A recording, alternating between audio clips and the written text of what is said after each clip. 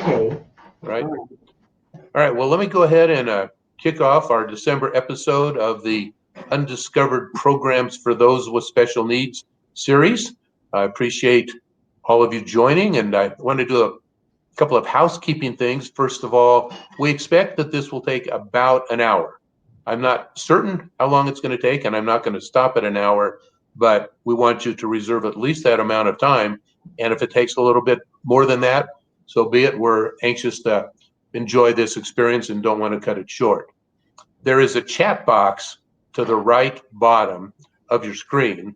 So if you have any questions or comments you'd like to make, questions specific to Kathy or Jimmy as we get into the interview process, by all means note them there, and I'll be sure that they get forwarded to Kathy and Jimmy at that time. So this particular episode is co-sponsored by Mainstay Solutions, our company, and the Ark of the Smokies, with which Kathy is very actively engaged. The Undiscovered series has a number of events coming up after this that I want to point out to you. Number one, the next one that's going to be in January is going to be with an organization in Tennessee that Kathy introduced me to called The Gate. They have a marvelous set of sessions on Tuesday, Wednesday, and Thursday that are now online and that formerly were done in person, specific for folks with special needs. I was able to attend one of them and absolutely amazed and awed by the interaction with folks at those meetings. Another that we've lined up is called Family, PHAMLI. It's an organization in Denver that does massively professional productions at the Performing Arts Center with people who have special needs, physical as well as intellectual. And then we have another that we're contemplating with what's called the Sims Fayola Foundation. Their special needs are a bit different. They're dealing with young adolescent men, often minority men, but not necessarily, who are in need of some attention. And we'll talk more about that as we get that firmed up. I think that would be an ideal episode that we'll have sometime in 2021. So we've got a lot of very interesting series episodes lined up in the series, and we're excited to have you participate. If you're interested in getting the information and registering, let me put an email, a URL on the screen. So if you are interested in registering so that you're for sure going to be made aware of all future programs, this is the website to go to complete the very simple form, and we'll be sure that you're included in future emails. As I mentioned before, Kathy and I have known one another for quite a while. She is actually such an amazing person, and in general, but certainly as it applies to special needs. We're planning this Undiscovered series episodes once a month for however long we think it would be useful to provide wonderful, interesting programs that are going on specifically for folks with special needs. And Kathy has been certainly very helpful in lining up this and another. She actually is a person who I could have an episode every month with, and she would be helping us understand something different because of the activities she's engaged with. She has a son, Jonathan, who has Down syndrome and is 32, a daughter, Angie, who's a nurse, and a husband, Randy, a beautiful family. She is involved with the Quinania Foundation, which is an organization that provides meaningful and recreational experiences for folks with disabilities of all ages. She is also very actively involved in the Blount County Inclusive Playground, where everybody can play. It's a very large scale, very expensive, and quite remarkable playground that's being funded that will enable folks with special needs to enjoy the experience along with more typical children. And she certainly was actively involved in legislation at the state of Tennessee for providing programs for post-secondary school for those with developmental disabilities and other special needs. So with that, Kathy, I'll turn this over to you, and you can carry the program forward from now. Okay. Now, do you want to ask me questions, or how do you No, do I it? thought that probably the best way to do this would be to do the tour first Oh, with okay. Jimmy, and then we can come back and do questions, or we can do the questions first, whatever you prefer. I was thinking some questions first. Yes, ma'am. However you want to do it. Okay, let's do the questions first, I think. Okay. Well, then I'll kick it off with a question that I have for Jimmy, which I think will really set the stage for what we're going to learn. But can you describe for us some of the experiences, the successes that the Blount County 911 program has had since you got involved in this special needs orientation? Yes, be happy to do that. I think it's a great program, and I kind of explain how it helps and what successes we've had. I guess I would probably need to explain the process that we go through. Would you agree, Kathy? Maybe. Sure.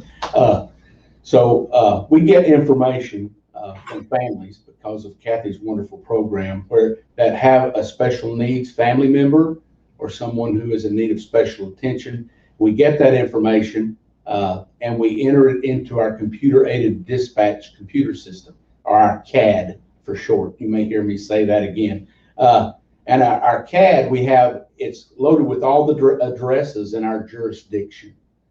Because 911 gives out the addresses so that we can ensure that we know of every address in our jurisdiction and can send the proper response should someone call in.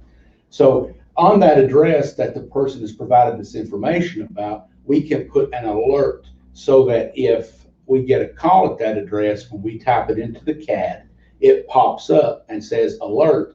And when we open it up, it gives us special comments, and it can tell us that there's a handicapped individual that lives at that residence, or an autistic child that lives there, or someone who might need special needs, or have special issues if confronted by law enforcement unexpectedly, or the fire department, so that the first responders can be prepared to deal with that when they arrive. And one specific incident that comes to mind, of course, I can't give a lot of specifics, but we had an individual call in about an autistic child, and we got a call of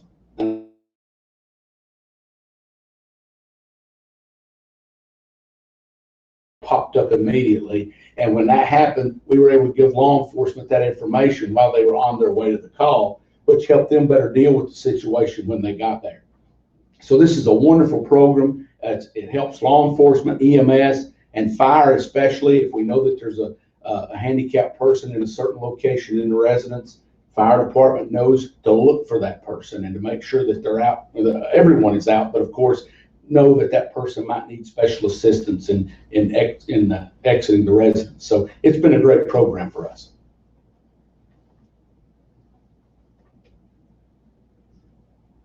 Are you still there, Dan?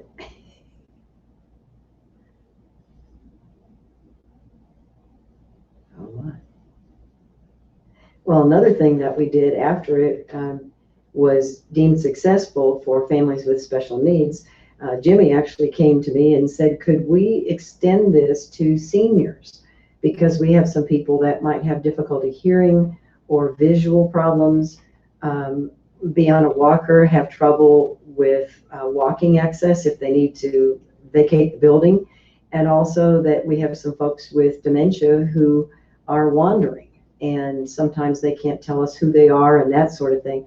So certainly we could open it up to that. It works the very same way. They fill out the same kind of a form, which started out as a paper form, and it was a front and back of filling this out. And first we were hand carrying it and emailing it to Jimmy, and he would get it to the dispatch people.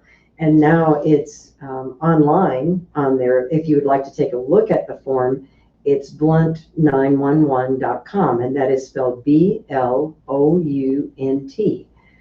People would like to say Blount, but it's pronounced Blount. So Blount County 911, and it's down in the right-hand corner that you could actually print that form out and take it to your city council or your 911 director or your chief of police, chief of fire, and get them involved in how simple a process it is. There he is. Yeah, I was just giving the stage to you guys to get the full effect. So I have a question, Kathy, of you, and that is, what prompted you to realize that there was an opportunity here to help the 911 organization focus more on those with special needs? What prompted you to realize that? Well, we were doing a program on fire safety and with the sheriff's department as well. And there was a parent there that said, you know, my daughter is in a wheelchair and her brothers and sisters know how to get her out, but she's on the second floor. And so we used to have some sort of a wheelchair emblem that would go on the door. And she said, they don't give those out anymore. What can we do about that? So I called 911, and never having been involved with them before, and said, someone told me that you can fill out some kind of a form or give information about your individual with disabilities, and then they would be better protected should there be an emergency at their home. And they said, well, yes, we can do that. So I spoke with that sheriff, and he said, let me check on this. He did that with a friend of his in Ohio that he knew from past conferences, and got a hold of a template. He changed the version of it just a little bit. And within 24 hours, he had it in my hands and said, well, here's a form. What do you think about this? So we started from that. We revised it just a little bit, but it was immediate that parents wanted to get copies of it and get it filled out, get it back to us, and get it to the 911 system so that it was going to help everybody. And then we decided, well, we need to have a sticker of some kind. So this is an enlarged version of the sticker. It's a red heart in the middle with 911 in big bold numbers, and then a pair of hands around it holding it gently, and it says special needs at the bottom. So the small version of it, eventually we got it printed, and it is a peel off and stick. And you put that on the front door, because if, let's say it was a volunteer fire department person that got there, but they didn't get the information that someone like a sheriff or a police officer would receive in their cruiser, and they didn't know about that one special needs. If this is on the front door or the back door, this is going to give them information that they don't need to know all the details immediately. They just need to know there's someone there with special needs. So I worked with the fire department and the sheriff's department, and we came up with a basic design. And then we took it to Eagleton Middle School with 2 weeks left in the school year. This was about 3 years ago, and went to an art teacher, and we heard that she had some very talented art students. And so she ran a contest for us. And so we got together with the principal and the art teacher and the fire department, the sheriff's department, and a bunch of people, and we voted on the best ones. And this is the one that won the prize as far as being the one that we selected. And so it was a young man that wanted to go into art, and he had submitted about 6 different entries. So he was very serious about wanting to win it, and he did. And so the sheriff's department wrote a letter of recommendation for him to hopefully get into the art department or the art program that he wanted to enter into. But we were very excited because it just is a simple thing. They're not real expensive, but I had parents then asking, can we put this on the window of our car? I have a nonverbal son. If we're in an accident and I'm unconscious, they'll think he's not cooperating. They don't realize that he cannot speak. So people have put them in car windows. We don't recommend that you put them on a bedroom window. We recommend the interior door of the bedroom, and then the front door and the back door of the home, so that any first responders that need to get access will quickly be able to locate the person. I just continue to be awed at how that all came together. I'd not heard the story about the art student, but that's pretty spectacular as well. So Kathy, one more for you, then we get back to Jimmy. But what was the response when you brought the idea forward? Well, Jimmy was brand new in this position. He'd come from law enforcement. I was at the sheriff's office for 27 years before I came down here. Yes, ma'am. Yeah, so I think he had a feel for how helpful that would be, having been in law enforcement. And when I presented it to him, I don't remember any holdbacks. He said, I think it's a great idea. I did, because it is. It truly is. Yeah. And was he the first organization that you brought the idea to? Yes, outside of the fire department and the sheriff's department, yeah, because we knew that it would need to go through here, through the 911 center. And we've got a pretty upscale 911 center. It's fairly new compared to a lot of others. And so they have great connectivity. They have huge training areas. They just interweave all the different first responders. And so that may have been one reason why it worked so well here. They were already set up to basically accept it and put it into action. Yes, ma'am. Yeah. So Jimmy, how long did it take from the time Kathy brought it to you? How long did it take before it was implemented? Well, almost immediately. I sat down with my supervisors here at 911, and we had to develop a process to ensure that all the information was accounted for once we received it, and to make sure that the correct information got entered into our CAD. But basically that was a simple process for us. We assign folks that have those responsibilities. When a form comes in, it's passed to the person that's responsible for making the data entry, making sure it's in there to the correct address. And so it was almost immediately. It was a matter of 3 days to get the process rolling.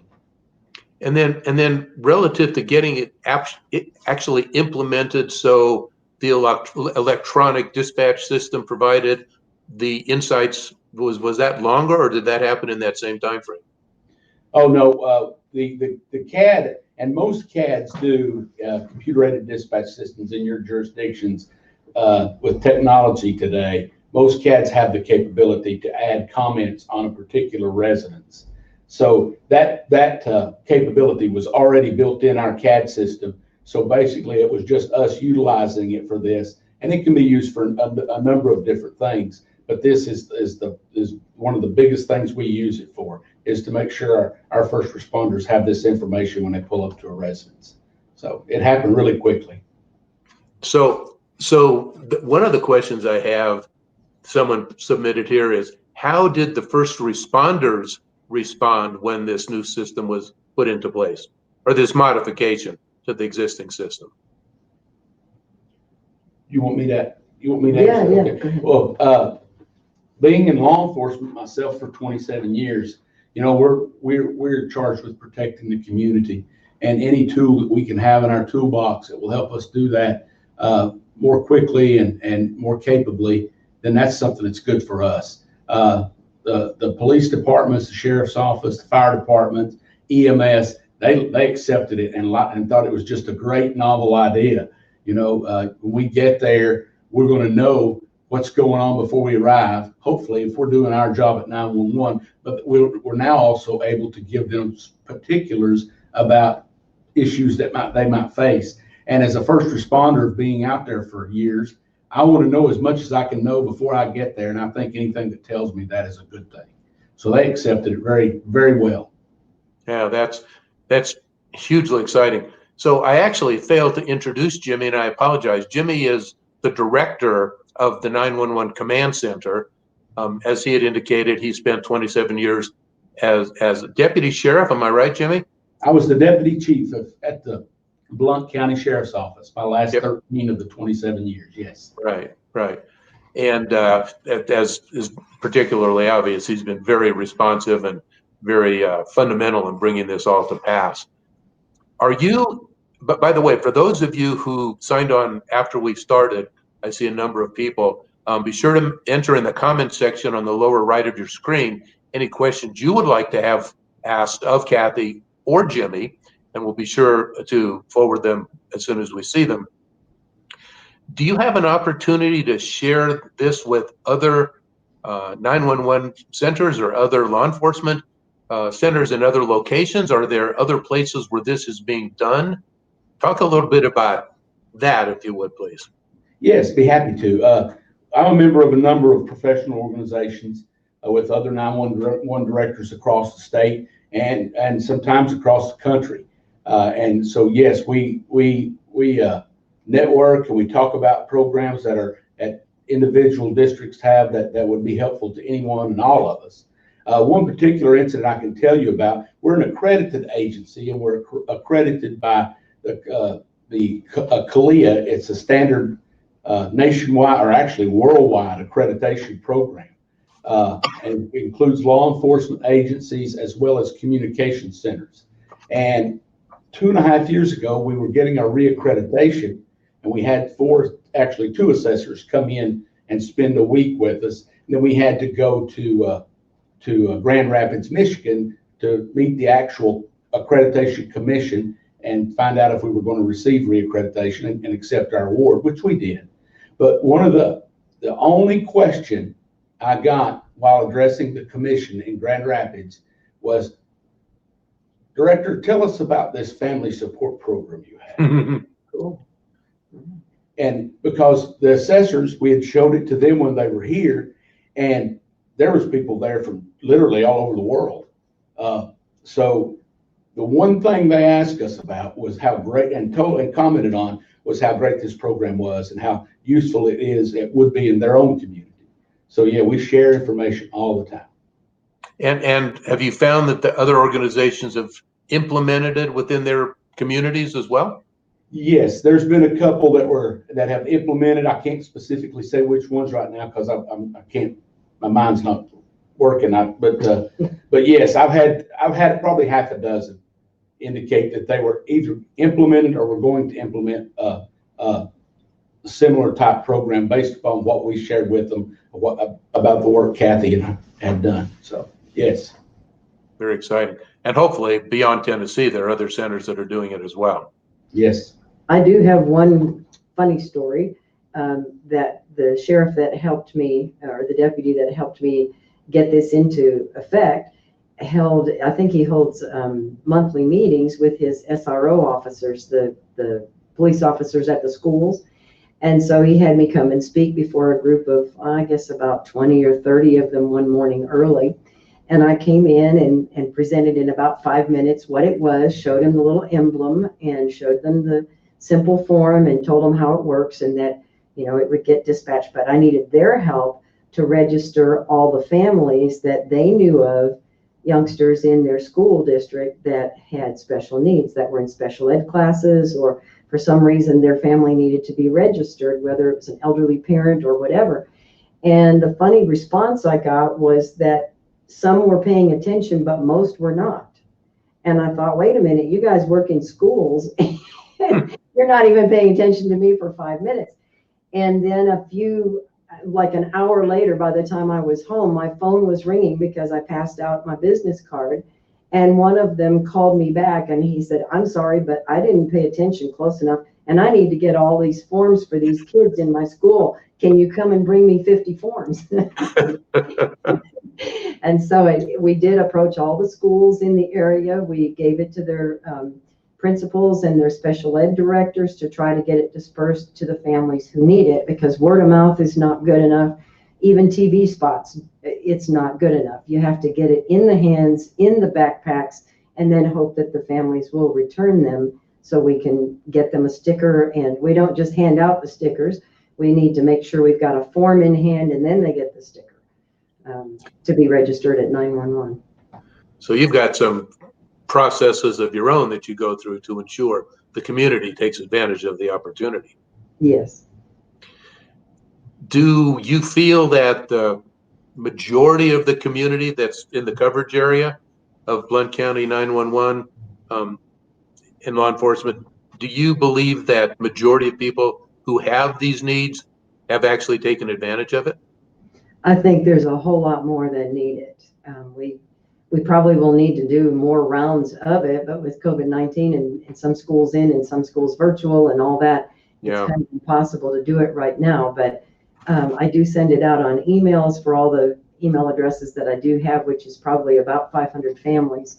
And we try to spread it anywhere and everywhere that we can. If there's, before COVID-19, when we had different festivals and things where vendors would set up, a lot of times we would set up a table and tell them about the program and try to get more families introduced. And they were very grateful and very accommodating when they found out that such a thing existed. They just didn't get the word. So we're still working on getting the word out. Yeah, there's a lot more that needs to be done. Yeah, I can imagine. Well, and then children get diagnosed with some kind of special needs or have an accident that creates the problem, and People get older, of course, and may find a need at a later time they didn't have previously. Jimmy, one final question for you.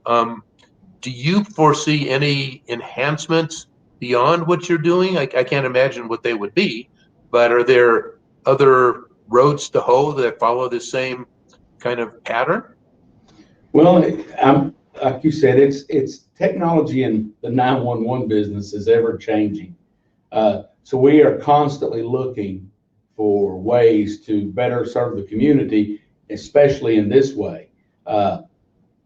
And we've, like Kathy said earlier, we've opened it up not only to special needs children, but we've also opened it up to elderly that might have dementia, Alzheimer's symptoms, things of that nature. And we want to make sure that any situation that a first responder might face when they get to a residence that might cause unique issues, we want to be aware of so that we can notify them. So it's basically an open gambit, and we're looking for things to improve on all the time. Wow. Wow. Well, thank you very much. To both of you, do you have any additional comments that you'd like to make, areas we haven't covered that you think would be useful before we go on our tour? I can't either. Nothing? I think you've covered it all. Okay, well, let me just take a minute before we take off on the tour, which, by the way, Jimmy has been kind enough to give us on himself. So in a couple of minutes, we're going to walk around the 911 Command Center and learn everything that he feels is important for us to learn about, to understand how this is actually working and to see how it's actually working. But before we do that, I just want to mention something. For those who joined late, you'll see on the screen a URL that will take you to a form where you can learn more about the Undiscovered Programs for Those with Special Needs series and sign up to register to be sure that you get contacted as we have upcoming monthly episodes of this series. There's also another page, and let me get quickly, I don't know whether, let me just type this in here.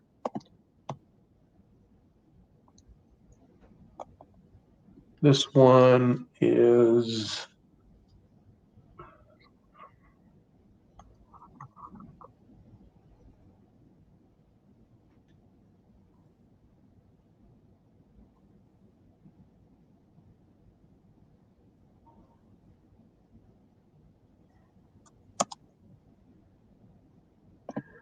so this is another URL. Mainstay Solutions, one of the co-sponsors, offers a software product for organizations that provide support to folks with special needs. At this particular location in this URL is a description of how you and organizations that you work with that provide support for those folks can stand to get up to an excess of $5,000 in gifts for anyone who happens to be interested in the software. I'm not going to make a bigger deal of it than just to mention it, but if you want, go to this URL and you'll see information on the gifts. Once again, personal gifts for individuals as well as for organizations and the criteria for making that happen. So enough said on that. I'll turn it back to Kathy and Jimmy, and let's see what you guys do over there.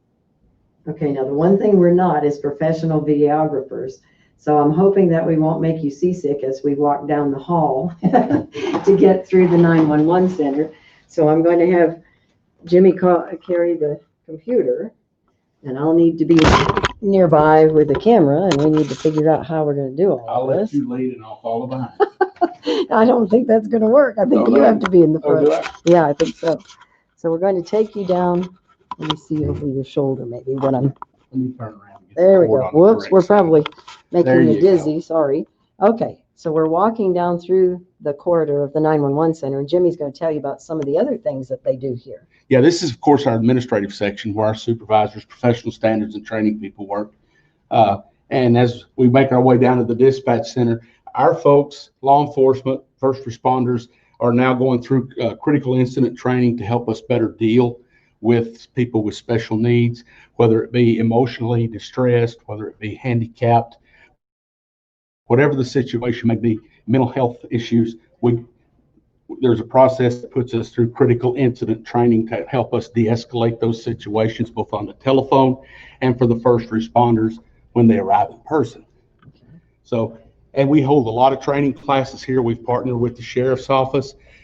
They hold their basic police academy here where a lot of that is taught. We also have law enforcement continuing education or in-service here, and EMS in-service here. So we work with all public safety agencies in our jurisdiction. Okay, so they do get additional and continual education just like teachers. That's correct.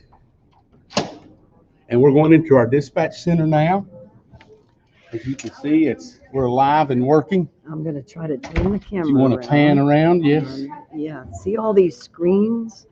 It's an amazing thing. We have a big screen over here is our CAD, where it tells us all the current calls and their locations and what first responder, whether it be law enforcement, fire, or EMS, is on that call.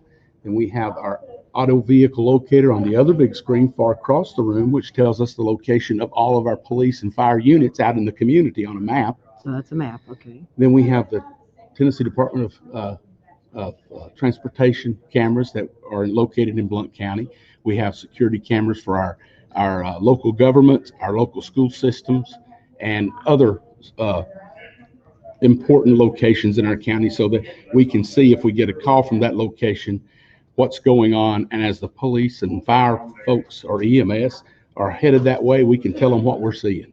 Okay. So let's walk over. One of our dispatchers here, supervisors, Richie Kidd, is here, and she's going to demonstrate what happens when we get a call at one of the locations involved in your program. And if you don't mind, Kathy, I think you and Richie have talked. We're going to use your address as an example here. Yeah, because Jonathan is registered. Hi, Richie. Hi, Kathy. So I'm going to build a call like if you was to call me from your house. Okay. So I'm going to put your address in here like we would ask where your address is.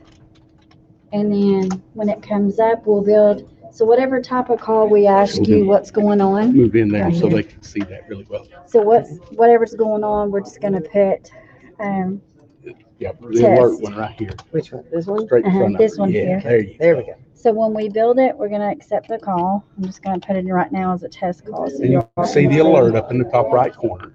Okay, so here's the call. So when the dispatcher pulls it up, You can clearly see the note. right here. Mhm.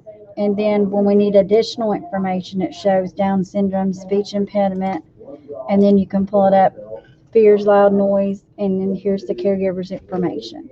Here is the date where it was put in, and we do that in case there's any other changes. We know when we put that one in. And that way any changes are noted. So we pass this information on, depending on what type of call it is, to law enforcement or EMS or fire, whichever the type of call it is, and let them know of this. So any information on any special needs would be put in this same area here with whatever you provide us with that you want us to be aware of. Okay. And then, of course, the caregiver's information here. And then that's how we dispatch the call. So this is just like a normal call we would build.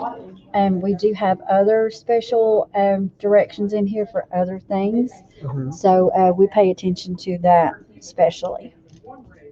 As you can see, the dispatchers can't miss it Right. because when they put the address in, the little red alert pops up popped here. up.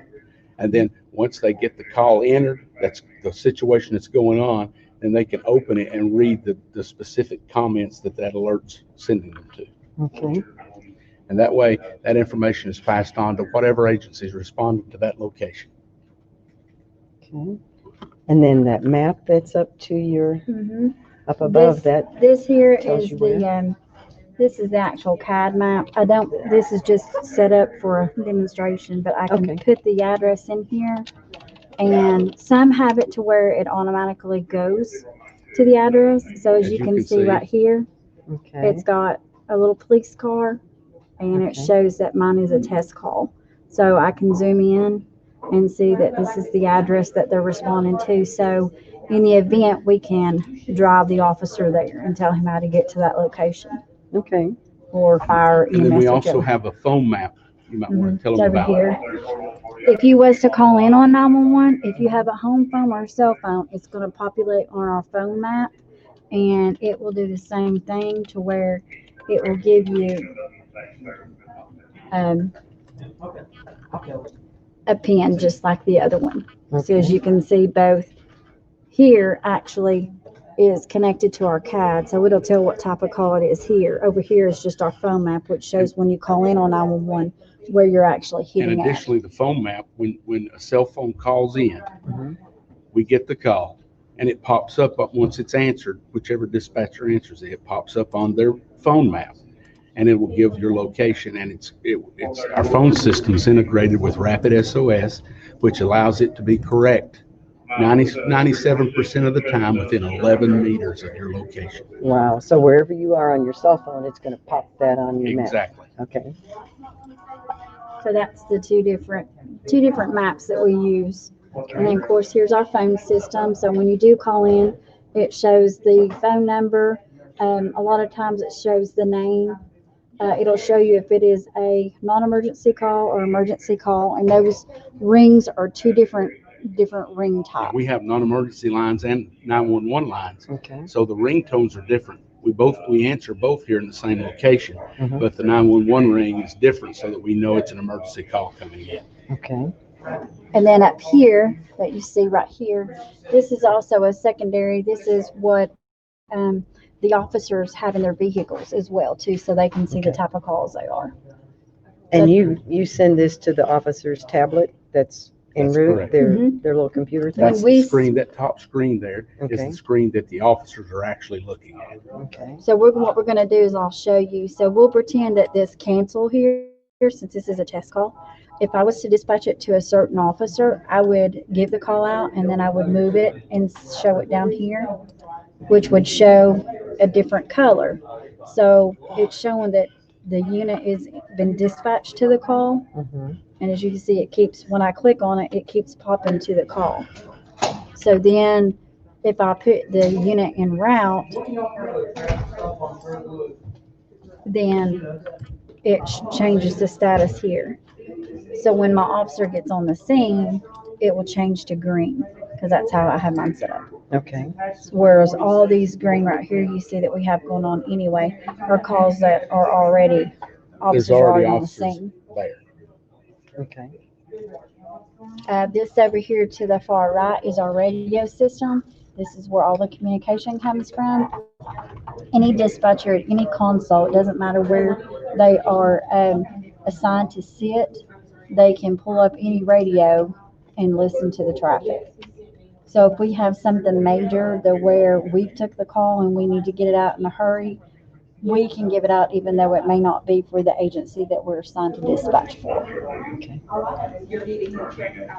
So that's also got law enforcement, fire departments, and then we also have radio contact with Public Works for Alcoa and Maryville, and also the Highway Department monitors our radio. We also have what's called East Tennessee, is it regional, Jimmy? Yes, ma'am. To where anything major happens with the agencies that we border for, like Knoxville, THP, anything like that.